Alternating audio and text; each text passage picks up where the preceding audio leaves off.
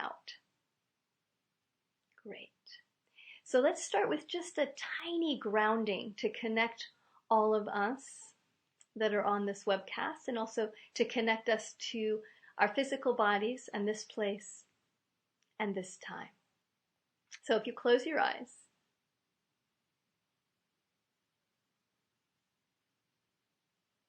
and take a breath into your belly, letting your belly soften on the inhale. And as you exhale, letting go of your day, breathing out completely. Imagining that with every inhale, you're pulling yourself more present. You're gathering up your energy from the day and bringing it right here. And on your exhale, let go of anything you don't need to carry forward from your day. Release it with your exhale. Let it go. Imagine that you're just letting it drop off of you. Any heavy energy, any stuck places, any busyness from your day, let it go with your exhale. And with your inhale, consciously bringing yourself more present here, gathering your energy, gathering your awareness.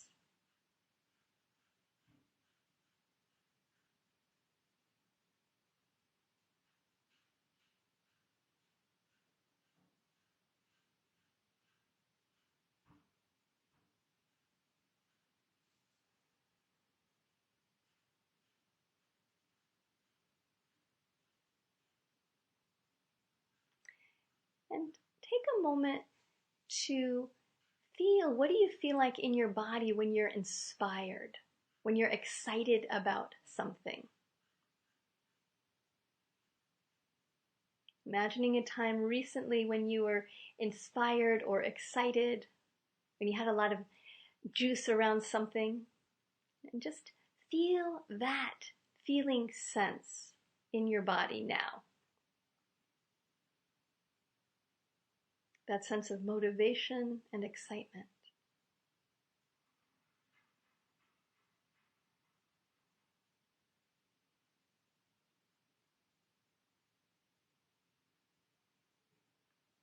And then open up your awareness to what sorts of things in your world, internal or external, stop you from taking action. Where are the places that you limit yourself, create obstacles? So letting yourself first feel that sense of excitement and yes, and then open your awareness to review, to look at your life, to see what sorts of things, whether it's an internal voice or a story or a dynamic in your life, what things stop you or drain that inspiration or energy?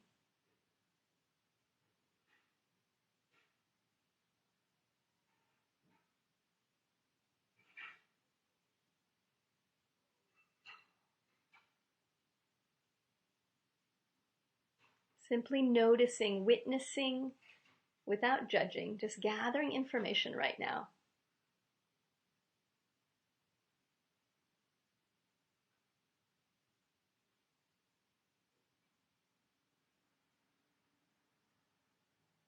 Great. And when you're ready, you can open your eyes and be present here.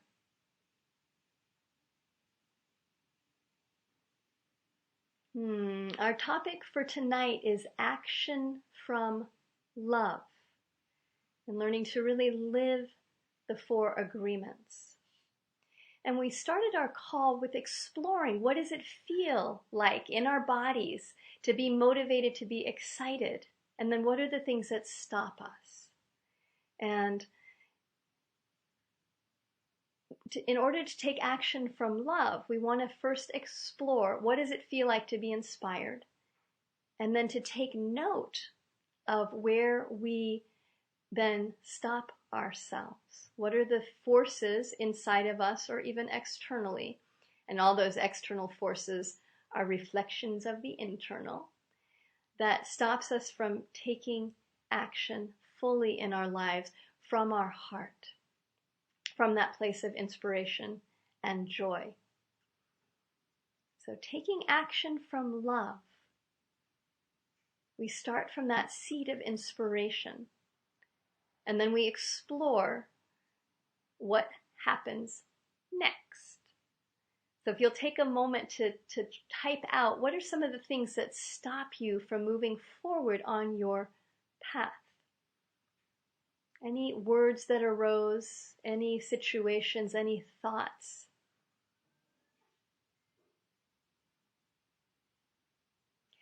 Distraction, beautiful.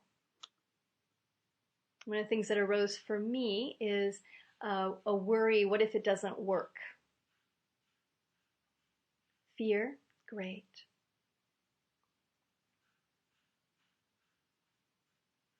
Good. What else? What are the things that stop you from taking action or that drain your energy? Another one is worry or anxiety.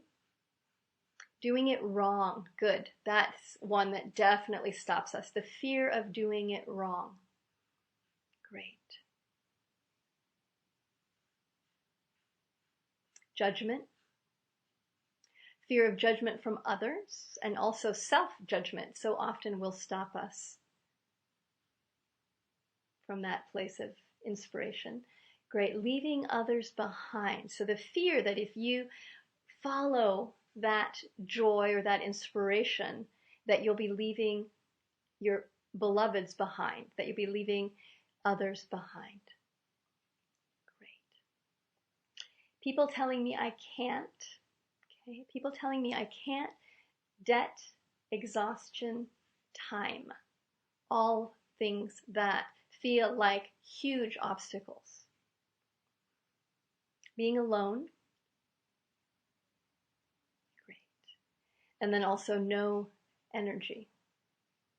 So not having the energy to keep the motivation, the inspiration going. Great. So those are the sorts of things that drain our energy, that stop us from acting fully from love. Because really, if we had a choice, and there was a choice of you can take this action from love, or you can not take this action, or you can be in fear and no energy and feel like there's not enough time, or feel that you're projecting how it will happen and that's stopping the energy, that you have fear of non-acceptance. If you really had a choice, we would all go, well, I'll pick the choice of love. I'll pick door number 1, please. I want to act from love rather than fear. Because all the other things that we've listed are based in fear.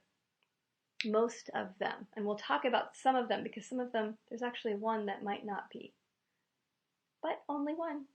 And I'll tell you which one that is.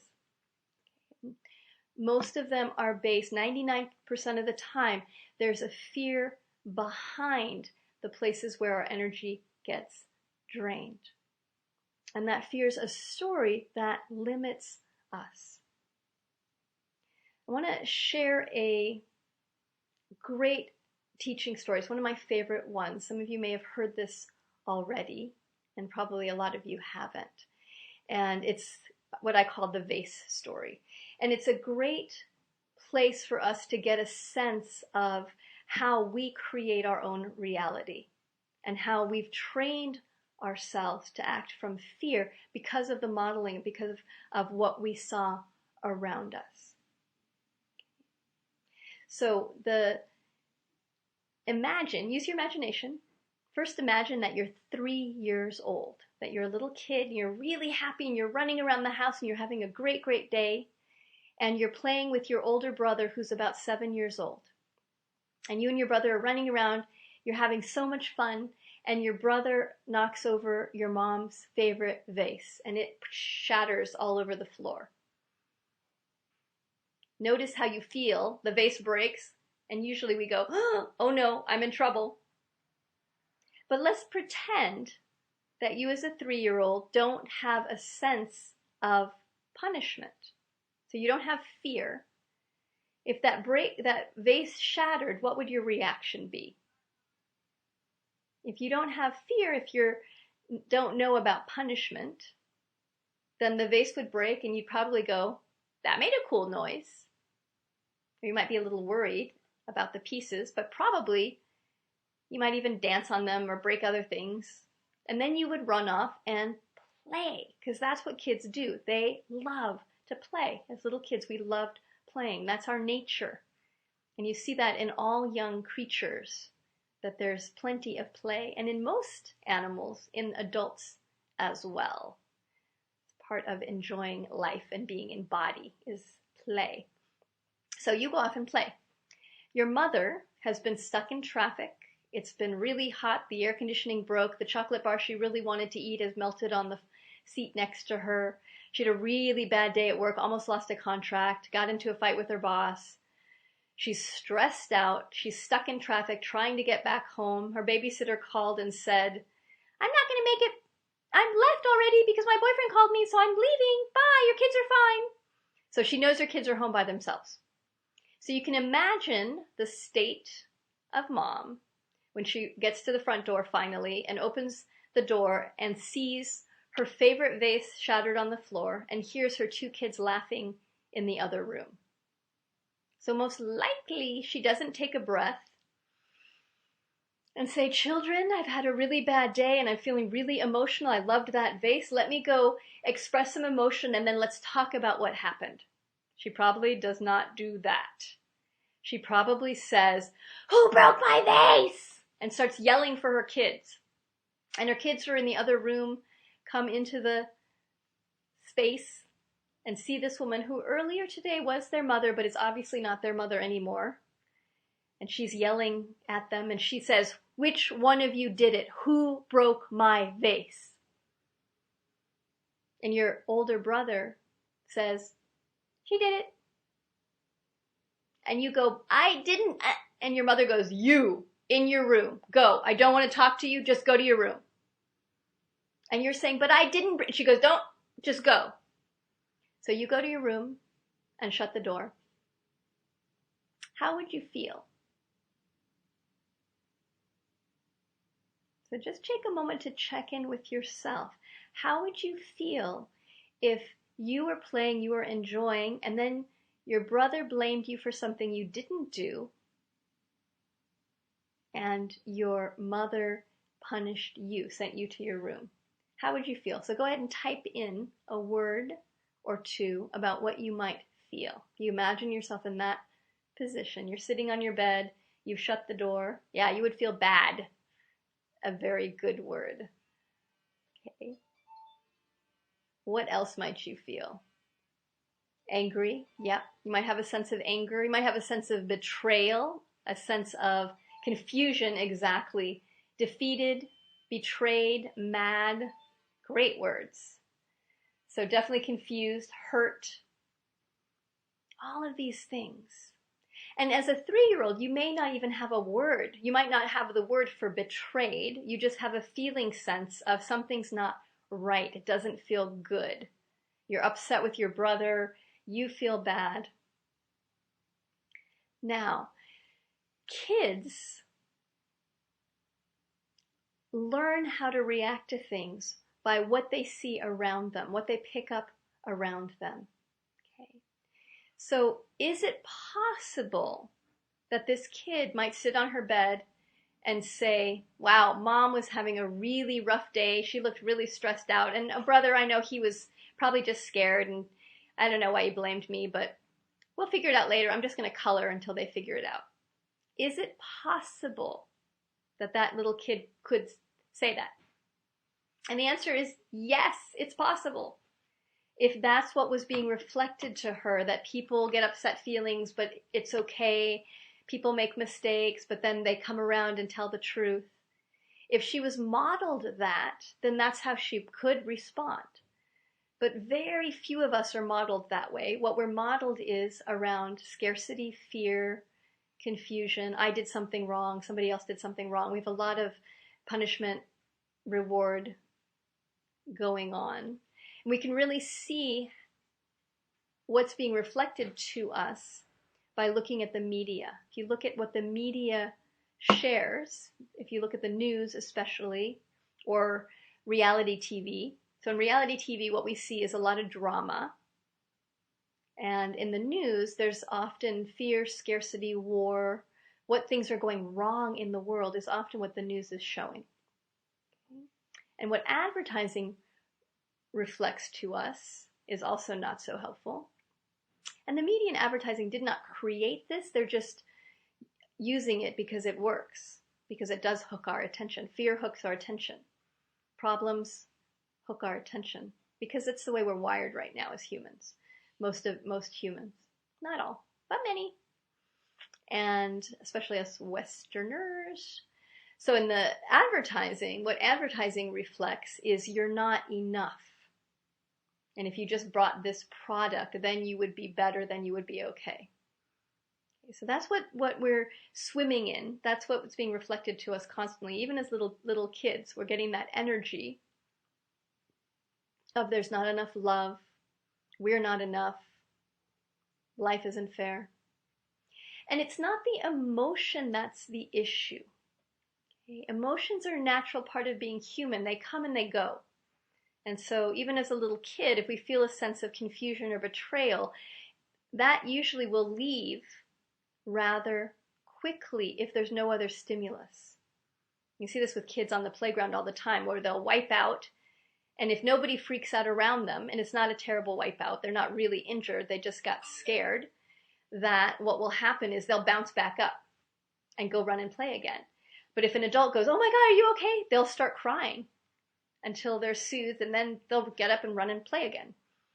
The scientists have done research on the average emotion of a child, and what they found is an average emotion is about 7 seconds.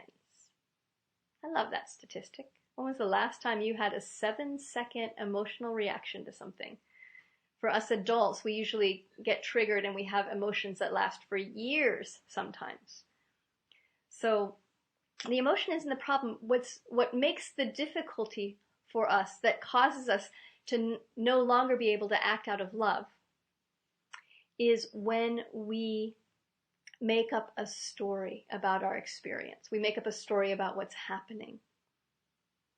So what sort of story might we make up as a little kid to help us to understand, to help us explain why mom punished us and brother didn't get in trouble? What kind of story might you make up based on that experience? So feel free to type out, and I'll give you an example, which is mother loves brother more. The reason I got in trouble and he didn't is because mom loves him more. She doesn't love me as much. Okay. Yeah, brother is the favorite. Exactly. Brother's the favorite. I'm not good enough. Yes, that would be another thing. I'm not good enough. I did something wrong. Even if you didn't break the vase, we make up stories, and we'll make up things like, I'm wrong, I'm at fault. Another story, if I'm playing and having fun, I'm going to get in trouble. Okay, great. I must be flawed in some way. Yep, exactly, another story. I must be flawed in some way. What's another story? I am always in trouble. My brother is more valuable. She loves him more. Yes. I'm not good enough. Someone believed in a lie. So maybe what the story is, if I just lie, I wouldn't have gotten in trouble. So I need to start lying, because that's how I won't get in trouble. It's dangerous to play. Exactly. If I'm having fun, I'm going to get in trouble. It's dangerous to play. Now, are any of these stories true? Something's wrong with me. That would be another story we would write. Are any of these stories true? Probably not. They're probably not true, but we start to believe them. And I was wrong before, so I am now. Something is wrong with me. Yes. And that's one of the really common agreements that we humans tend to have. Again, at least in the Western world, and this is not just the Western world, but especially in the Western world, that we have low self-esteem and we believe everything's our fault. A lot of us, we have this there's something wrong with me at the core level.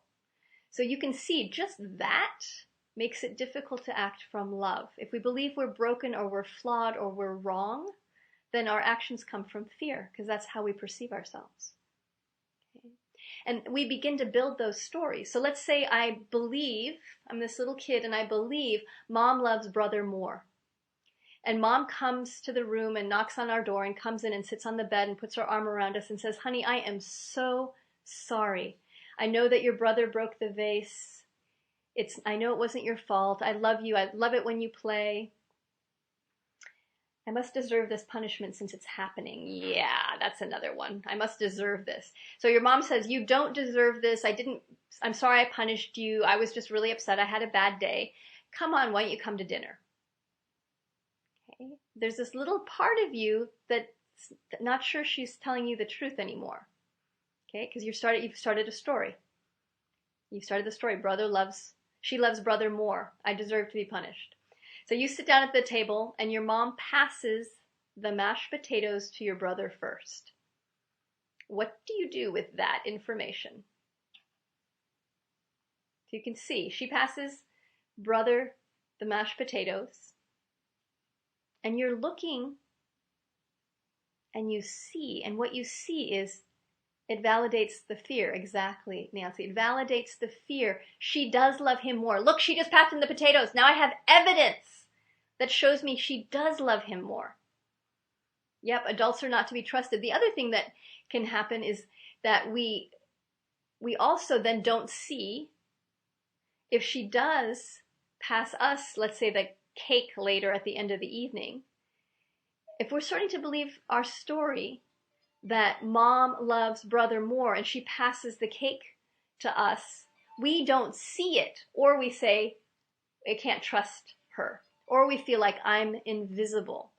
All of those things are things that we might start continuing our stories, and what is called, my friend Ginny calls it selective evidence gathering. And I love that, selective evidence gathering. What we're doing is we're gathering information based on a story we have, and we start to filter the world based on the story, not on reality. Okay. And then we usually try and work with this. So the story keeps building. We go to school. Let's say then we go to school the next day and we're really excited. We want to answer the question. We're raising our hand going, pick me. And the teacher picks a boy. Let's say, or picks your friend 3 rows down and doesn't see you and doesn't pick you.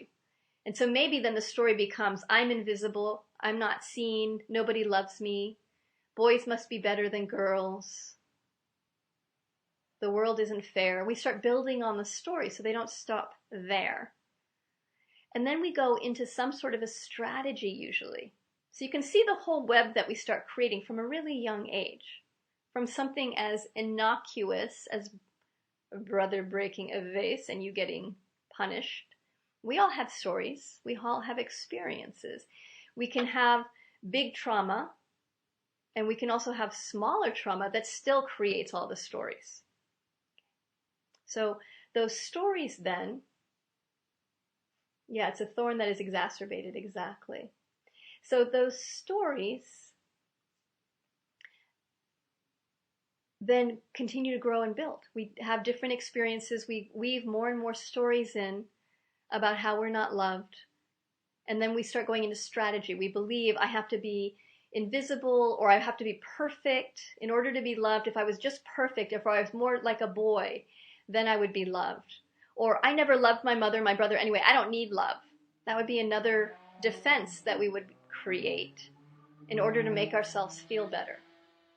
So you can see that when we start creating the stories, we lose our capacity often to act from love because we start acting from trying to get something back. Okay, in this case, trying to get mom's love. Or we might then start harboring a huge amount of anger towards our brother, which means we can't act from love.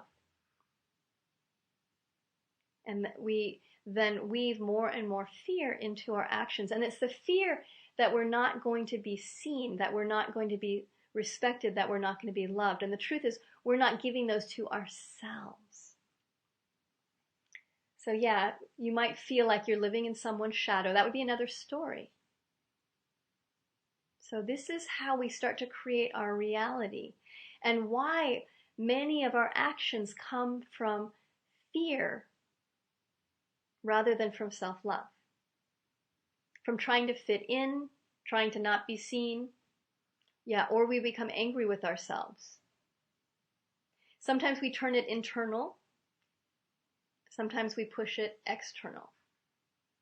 But we're taking the action, and the action stemming from a lie, the action stemming from a story. So when we open to that foundation, when we can witness that, and we don't have to go back and figure out what we agreements we made, okay? Because what these are, we start making agreements. This is the way the world is. This is the way I need to be, or I should be, in order to be safe and loved and okay. I need to be invisible. I need to be perfect. I need to be the most together person. I need to be really angry in order to protect myself. Those are actions that we begin to create agreements from. Now, the good news is this. Now you have a map of how we start to create our reality. And the good news is you don't need to know where exactly you created your story in order to heal, in order to start taking action from love. Let me repeat that again. You don't need to know where you wove the story or what the initiating event was. It can be helpful. It really can be helpful to know, I act this way because this happened when I was a child. But it's not necessary. What we can do, the first action from love for ourselves, is to begin to witness our life, to step back, and instead of judging ourselves or feeling victimized by the world, to step back and look at what beliefs might I have based on the actions that I'm taking and what I'm seeing. If we realize we're filtering, then we can start to look at what we're seeing. Yeah, exactly, Gail. We think love comes in limited amounts, and if someone else gets it, there's none for us. That's a big part of the dream that we're in. And so then there's scarcity, and we have to do something to be loved. When the truth is, you are love. That's your nature. You are love. There isn't, I have to get love outside. But we really, really believe that. So how do we shift it? Well, the 4 agreements are really excellent tools in order to begin to pull up the old agreements and look at them and clean them up. So what Don Miguel did when he created the 4 agreements is he studied his apprentices and what their beliefs were, how they were filtering, and then came up with these 4 agreements to help his apprentices break their habit of believing lies, of believing stories. And so that's what the 4 agreements are based in, is helping to shatter, to shake up, to shift the old structure. And how they do this is when you start to follow one of the 4 agreements, and it could be any one of them, what happens is either you're going to be able to follow it or you're not. And if you're not, you'll get to see why. You'll get to see what the false belief is. So those 4 agreements are: don't take anything personally, be impeccable with your word, don't make assumptions, and always do your best. Okay? So again, be impeccable with your word, which is about not going against yourself with your word and not gossiping to others, being in integrity with your word. Doing your best, which means not 110% or not 80%, but 100% where you are now. Not making assumptions, so not deciding what's going to happen, what's right or what's wrong. Being in the moment rather than in the future. and asking questions and not taking anything personally, which is most people's favorite agreement, I've noticed over the years. I was blessed to start working with Don Miguel, studying with him in 1994, and I was part of a group of apprentices that studied with him for 6 years really intensely, and then I continued to work and then started to teach with him after that.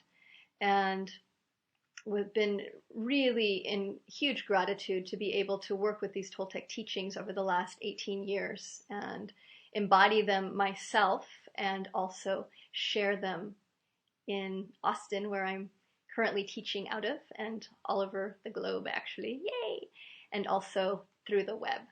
And I can tell you they work. Working with those agreements works, and working with the Toltec tools works. And why it works is because it helps us to witness our creation and start to dismantle it with love, using love, that our action for cleaning what no longer serves us is coming from love rather than judgment. And that's where we often go against ourselves, and we use teachings against ourselves. I've seen this over and over again, and I've definitely done this as well, that we read a book or get a teaching, and remember, anytime you watch a teacher take this information or reading a book, your judge is also reading that book with you and listening to that teacher, and often your judge will use that teaching against you. It's not action from love, it's action from judgment. And so instead of being inspired by the teaching over time, your judge will go, you're not doing it right. It's not a good teaching anyway, it's not working for you. You're never going to get this. You don't deserve to get this anyway. You're always going to be alone. So your judge will come up with stories based on what you learned in the past, what you wrote, you created. Even if you took them on, you took them on and made them yours, your agreements. So the 4 agreements help us to start to become more aware and to break the agreements apart. But there's a trick to using the 4 agreements. I'm going to share that trick now. And then Jai will get to go deeper with each of you around action from love and really deepening into these agreements and your own. So the trick is this. When we take an agreement and say, I'm going to never take anything personally again, I'm going to make not taking anything personally my practice. If we set that intent really strongly and then we walk out the front door, what usually happens within a half hour of having said, I'm never ever going to take anything personally again? Usually something happens that we take personally.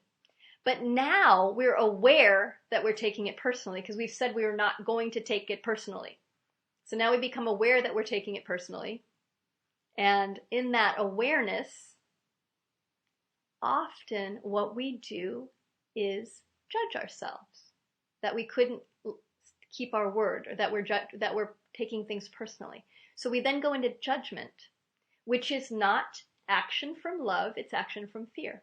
It's action from I'm not good enough, I can't do it, I'm supposed to be perfect, all of which are not true. So to use the 4 agreements or any spiritual tools to support yourself is that when you start using that tool, to know you're probably not going to be able to keep it. Either you're going to be able to manifest it and use it and never take anything personally again, but more likely it's going to highlight, it's going to show you all the places you are taking things personally. And that's good. What it does is it increases your awareness so you know what to clean, what to clear, what to take action. And if you can take action from love, it's really fun to go clean those things up. Because you know you're going to get more energy, more life force, more inspiration, more juice, more excitement by reclaiming your energy. So when we set intent, we know there's probably going to be obstacles that arise.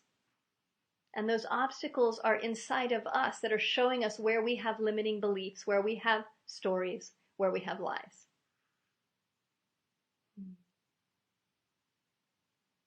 To take action from love, first step is to choose to consciously no longer judge ourselves, to have compassion for ourselves, to realize we're living out of an old script, we're living out of an old story.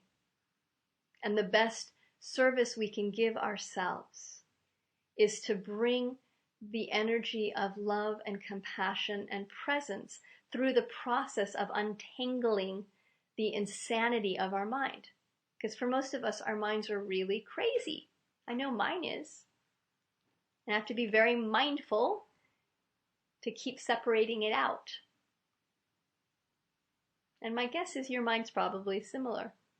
There's a lot of stories and judgment and fears all woven together. It doesn't mean that you're bad or wrong or flawed. It means that you're part of a dream that right now is based in fear. And that you have the gifts and the awareness now to open to letting those fears go and starting to choose actions from love, starting with your own self-love, self-respect. Yes, so the question from Gabriel, is it really possible to untangle it? It is. It is. It takes time. It takes time. I can say from doing a lot of awareness practices that what I found is that it gets easier and easier to untangle things. And that how to explain it? It's like a lot of the just day-to-day crazy mind stuff starts to shift and go away as you reclaim your energy. And then there's deeper, really deep core issues that arise that take time to untangle.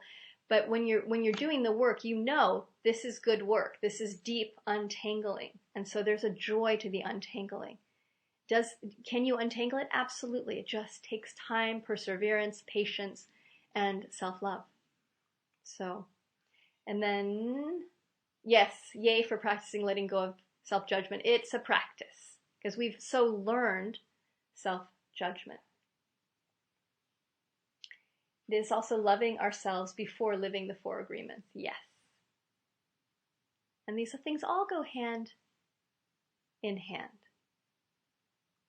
So in a minute, Jai's going to come on the broadcast and share his wisdom and teaching. So you'll get another perspective from someone who's been doing the work for a very long time and that is incredibly creative. I love Jai's brain. Jai, I love your brain.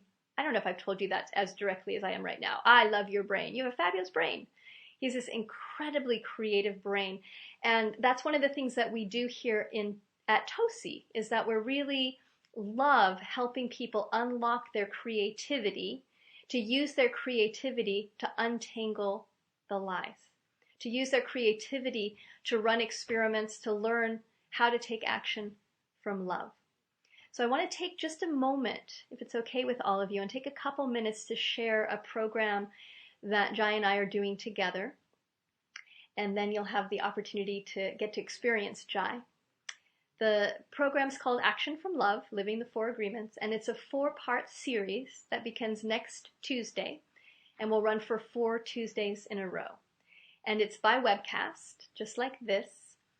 And I'll tell you a little bit more about it. There'll be pre-recorded videos. So I've pre-recorded the teaching portion of it. The teaching portion is amazing. I know, because I've already done it. So I'll tell you about that. It's very exciting. So the teaching part will be about 45 minutes. And in each of the series, I'll walk you through this untangling process. One of the things that I work with is learning how to ask why properly. It's an incredible Toltec tool. The Toltecs knew how to ask why in a really good way. The Toltecs were a group of people that chose to come together in South and Central Mexico and study perception. And the lineage that Jai and I are in is the Eagle Knight lineage of Don Miguel Ruiz, and is really based in taking action from love. It's one of the main things that I learned from Miguel, is from his incredible unconditional love for humans. And from that unconditional love that I felt from him helped me to find it for myself. And that's something that we'll be passing on to you energetically and through the teachings, how to find that self-love.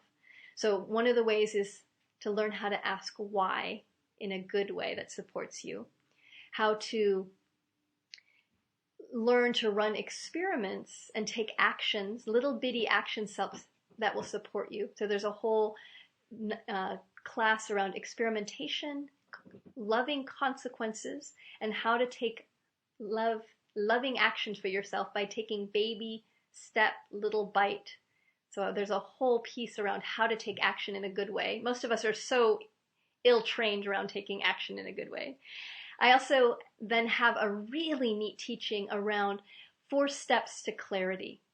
So I've been in the middle of a big transformation in my life, and as I've gone through my process, I've come up with ways to help me get to clarity, and I'm starting to now teach those and pass those on. So I'm really excited to share this 4-step process for how to get back into clarity. So those are just some of the highlights of what the teachings will be about. And that's just the first part. Then the second part, every Tuesday, so you'll have a week. So I'm jumping because I'm getting excited. You'll have a week to listen to the recordings because we'll post the recording, or a couple days at least. We'll post the recording. You can watch the recording at your leisure. And then every Tuesday at 8 o'clock Central, then Jai will come on the call live, this webcast live, and work with each of you personally as a group coaching session. So whoever comes on the call live then will get coaching around how to take these teachings into your life with what you're working with now. Okay. So yay, that's really exciting. There'll be a website dedicated to the Action from Love series so that all the videos will be posted, including Jai's classes.